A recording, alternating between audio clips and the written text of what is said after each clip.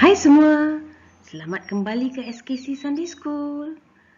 Hey, tahu tak hari ini ialah bahagian ketiga dan bahagian terakhir untuk edisi Natal kita, dan juga hari ini ialah pengajaran yang terakhir untuk tahun 2020. Okey? Mari kita lihat apa yang kita akan belajar untuk pengajaran yang terakhir untuk tahun ini. Okey?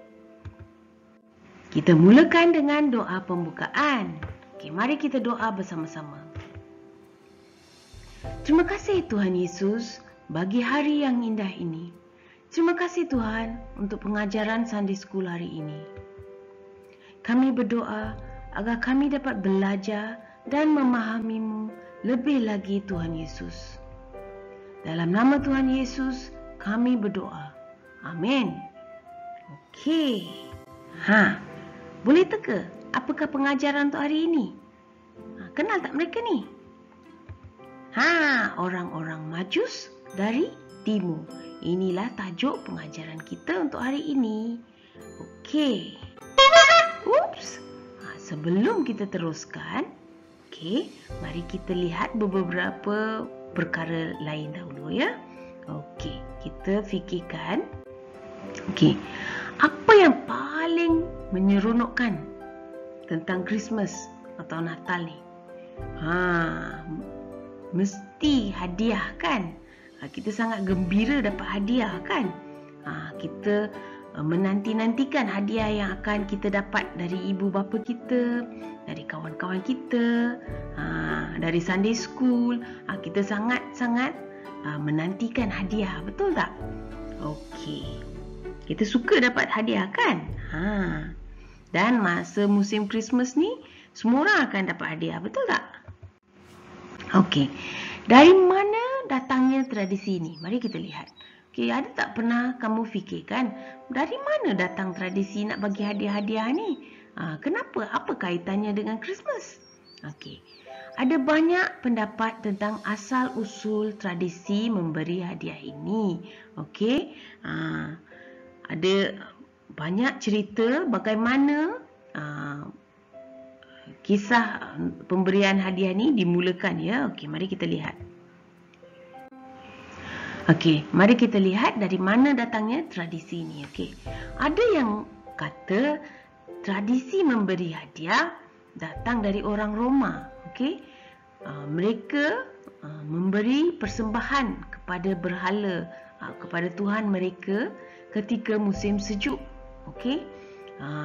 Jadi bila orang Kristian mula menyambut hari lahir Tuhan Yesus pada 25 Disember, mereka telah sertakan tradisi memberi hadiah ini. Okey. Untuk mengetahui lebih lagi tentang kenapa sambutan pada 25 Disember semua, kena lihat kepada edisi pertama dan edisi kedua Natal kita ya. Okey. Yang dalam pengajaran yang sebelumnya ni. Okey. Jadi ini salah satu cerita dari mana datangnya tradisi pemberian hadiah. Okey, kita lihat seterusnya. Okey, dari mana datangnya tradisi ini? Ada yang kata tradisi ini dimulakan oleh Saint Nicholas. Ingat tak cerita minggu lepas? Seorang bishop Kristian yang menolong orang-orang miskin. Dia memberikan hadiah untuk menolong orang miskin. Dan ada yang kata tradisi memberi hadiah ni datangnya dari dia. Ada juga yang berkata tradisi ini datang dari orang Majus yang melawat Yesus. Mereka membawa hadiah untuk Tuhan Yesus. Ingat tak apa hadiah dia? Okey. Jadi apakah yang kita harus lakukan? Kena bagi hadiah? Tak perlu bagi hadiah? Jangan bagi hadiah? Macam mana ni? Okey. Kita sentiasa carikan kebaikan dalam setiap situasi. Okey. Tradisi kita diwarisi dan sentiasa berubah. Okey, dari beratus-ratus tahun, tradisi buku Christmas berubah, tradisi Santa Claus berubah. Okey. Jadi banyak tradisi yang diwarisi dan ia akan berubah sedikit demi sedikit. Jadi pemberian hadiah telah menjadi sebahagian tradisi Natal kita. Okey, seperti kita meletakkan pokok Christmas di rumah, memberikan hadiah juga adalah sebahagian tradisi kita. Kita berkongsi kegembiraan Natal dengan orang lain melalui hadiah yang diterima dan yang diberi. Betul tak? Kita berkongsi kegembiraan. Okay. Waktu Natal ni, waktu Christmas ni sangat membawa kegembiraan kan? Dan sebahagian kegembiraan itu dikongsi melalui pemberian dan penerimaan hadiah. Okey. Jadi apakah yang kita harus lakukan? Okey, mari kita lihat. Natal ini, fikirkanlah tentang kasih dan kegembiraan yang dapat dikongsi dengan pemberian hadiah. Adakah kamu memberikan hadiah kepada ibu bapa? Adakah kamu memberikan hadiah kepada sesama adik beradik? Adakah kamu memberikan hadiah kepada kawan-kawan? Ada tak? Jadi, apa yang kita harus lakukan? Natal ini jangan hanya fikirkan tentang apakah hadiah yang akan saya terima. Apakah hadiah yang akan diterima. Jangan fikirkan dan nanti-nantikan hadiah saja. Okay? Fikirkan tentang hadiah yang boleh kita berikan kepada orang lain. Apa hadiah boleh bagi kepada kawan-kawan? Apa boleh bagi kepada ibu bapa, adik-beradik? Apa hadiah yang boleh kita bagikan kepada ibu bapa kita? Okey, hadiah yang ringkas. Hadiahnya tak perlu yang besar-besar. Tak payah beli sebuah kereta untuk mak, beli peti sejuk untuk rumah. Tak perlu. Hadiahnya ringkas saja. Okey, mungkin sedikit pertolongan boleh dihadiahkan kepada ibu bapa. Kraft tangan buatan sendiri. Buat yang cantik-cantik, kemas-kemas, satu kad yang cantik, kad Christmas untuk datuk dan nenek. Hanya yang ringkas. Yang pentingnya, okay, hati kita untuk memberikan hadiah. Okay, kita buat yang terbaik, kita beri yang apa yang kita boleh berikan supaya kita dapat berkongsikan kegembiraan Natal bersama orang lain. Okey? So jangan fikirkan apa yang kita akan terima, tapi cuba fikirkan apa yang kita boleh berikan kepada orang lain. Jadi, apakah yang harus kita lakukan? Okey, kita juga boleh fikirkan, okey, ada ramai orang yang miskin dan hidup dalam kesusahan di luar sana, ya. Mungkin kamu boleh berbincang dengan ibu bapa kamu tentang bagaimana kamu boleh menolong orang dalam kesusahan. Mungkin kamu sekeluarga dapat menolong orang yang kurang upaya, orang yang miskin, ya. Ada ramai orang yang lapar, kelaparan.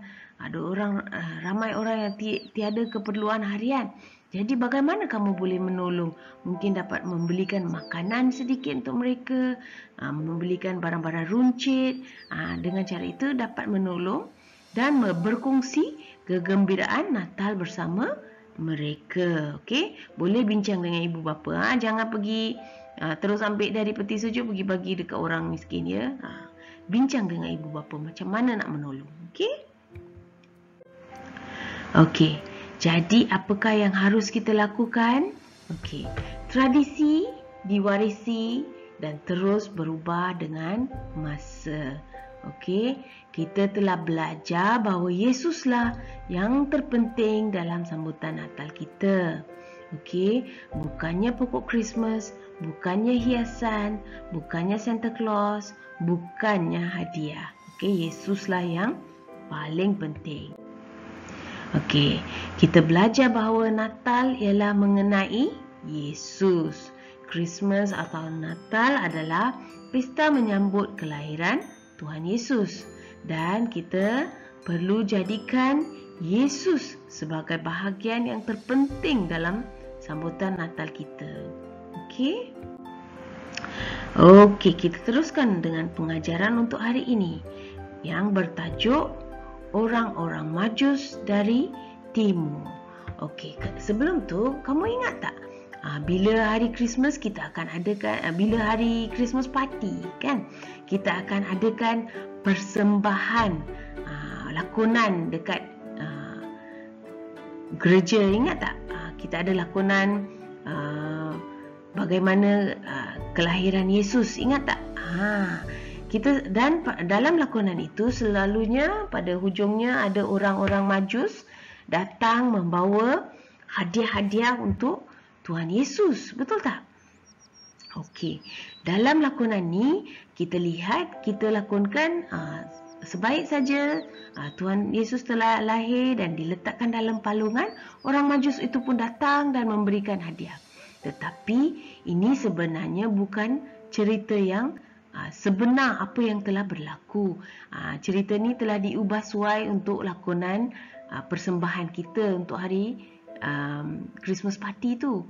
Okey, jadi cerita sebenarnya orang-orang Majus ini telah datang, kita tak tahu tepat masanya, tetapi mungkin beberapa bulan atau dalam beberapa tahun selepas kelahiran Yesus. Mereka tidak datang pada malam itu di mana Yesus dilahirkan dan diletakkan dalam palungan.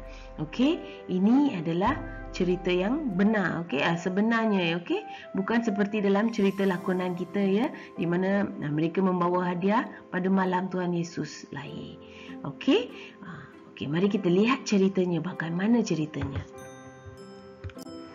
Okey, pengajaran hari ini diambil dari Matius pasal 2 ayat 1 hingga 15.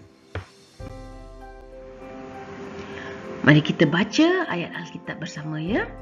Sesudah Yesus dilahirkan di Bethlehem di tanah Yudea pada zaman Raja Herodes, datanglah orang-orang Majus dari timur ke Yerusalem dan bertanya-tanya, di manakah dia, raja orang Yahudi yang baru dilahirkan itu? Kami telah melihat bintangnya di timur dan kami datang untuk menyembah dia. Matius pasal 2 ayat 1 hingga 2. Orang Majus datang dari timur dan mencari raja orang Yahudi. Okey, mereka bertanya-tanya.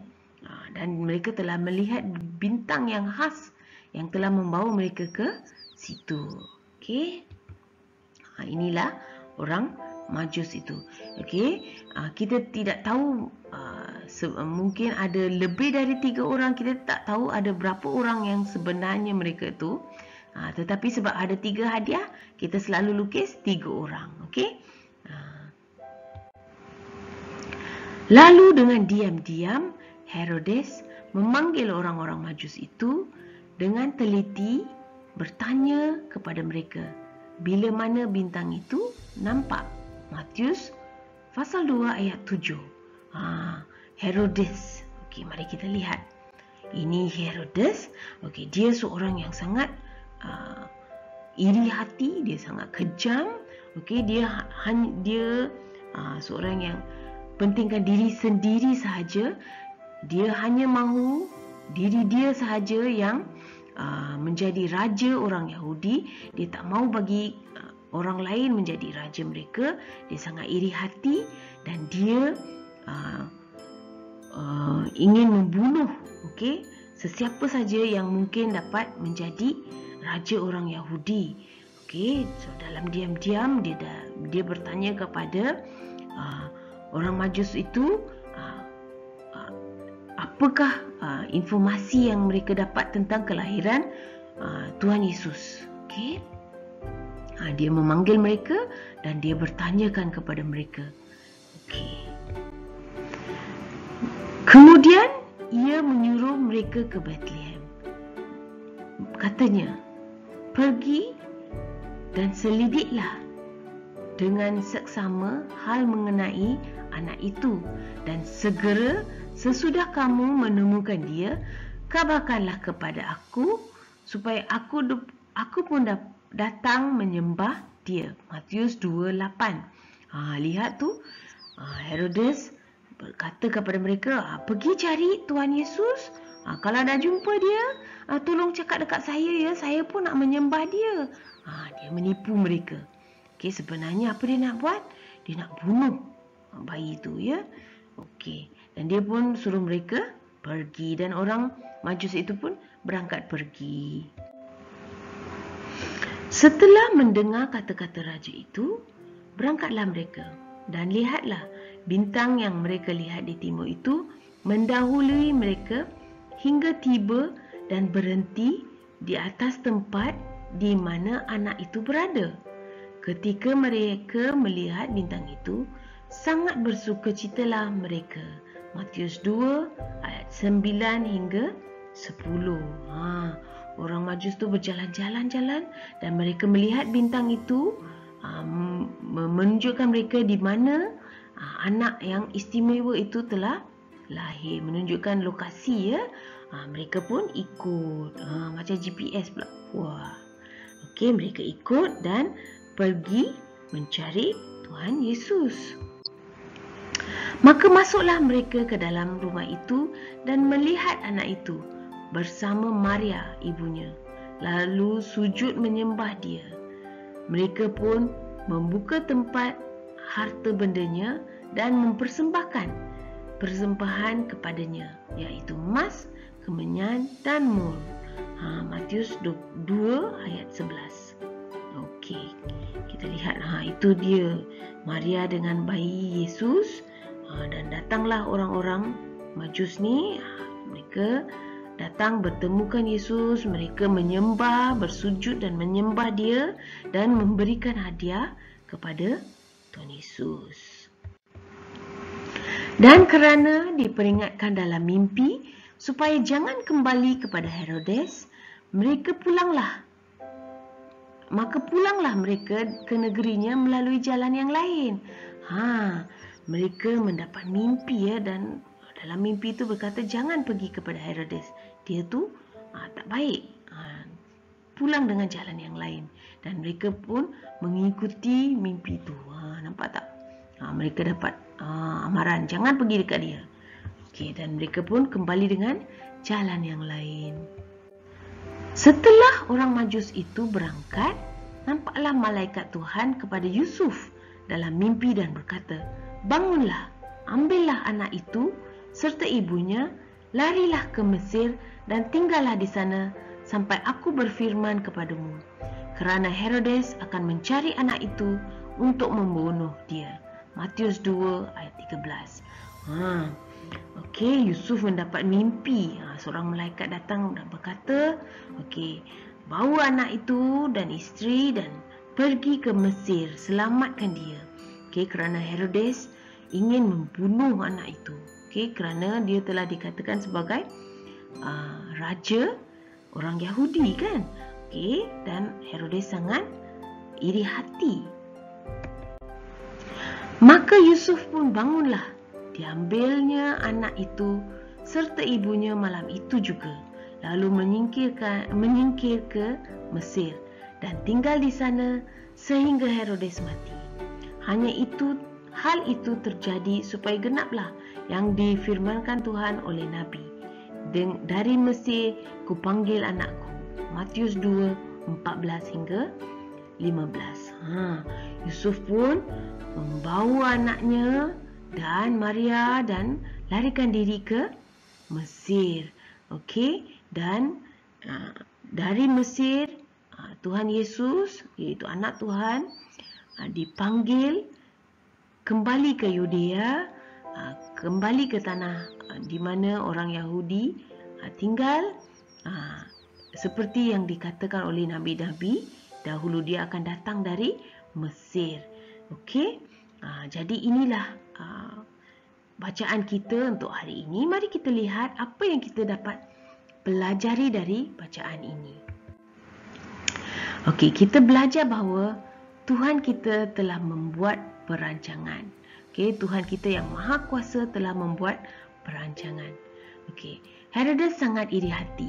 Okey, dia tidak mahu orang lain menjajah menjadi raja orang Yahudi kecuali dirinya. Jadi dia cuba berbagai cara untuk membunuh Yesus yang dikatakan sebagai raja orang Yahudi, kan? Tetapi Tiada sesuatu pun yang dapat mengatasi kuasa Tuhan. Tuhan telah membuat perancangan dan tiada siapa pun dapat menghalang rencana Tuhan. Tuhan tahu bagaimana hendak menyelamatkan Yesus dari Herodes. Dia menghantar orang Majus ke arah yang berlainan supaya mereka tidak mengkhabarkan di mana Tuhan Yesus lahir. Dan Tuhan juga telah menghantar Yesus dan keluarganya ke Mesir. Tuhan tahu bagaimana untuk menyelamatkan Yesus pada ketika itu, dan sekarang ni Tuhan tahu juga bagaimana untuk menyelamatkan kita. Sekarang ni sangat susah, ya, betul tak?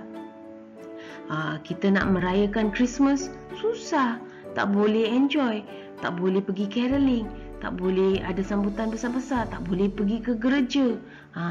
Kita sangat susah, kan? Apa ni, macam mana nak percayakan Tuhan? Bagaimana kita hendak berserah kepada Tuhan? Sangat susah. Adakah kita percayakan Tuhan? Adakah kita berserah kepada Tuhan? Susah, ya.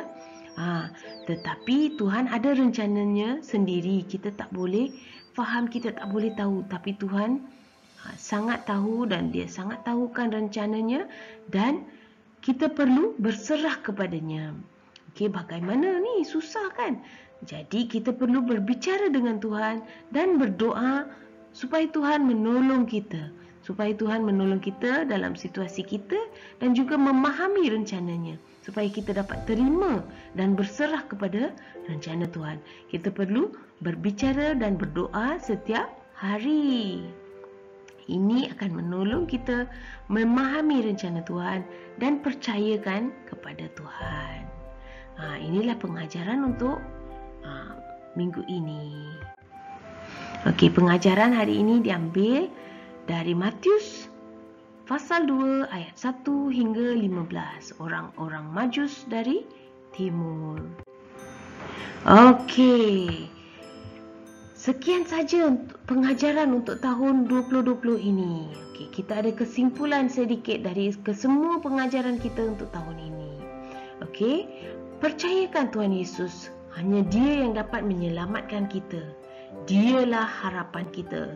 Okey, hanya dalam Yesus kita ada pengharapan.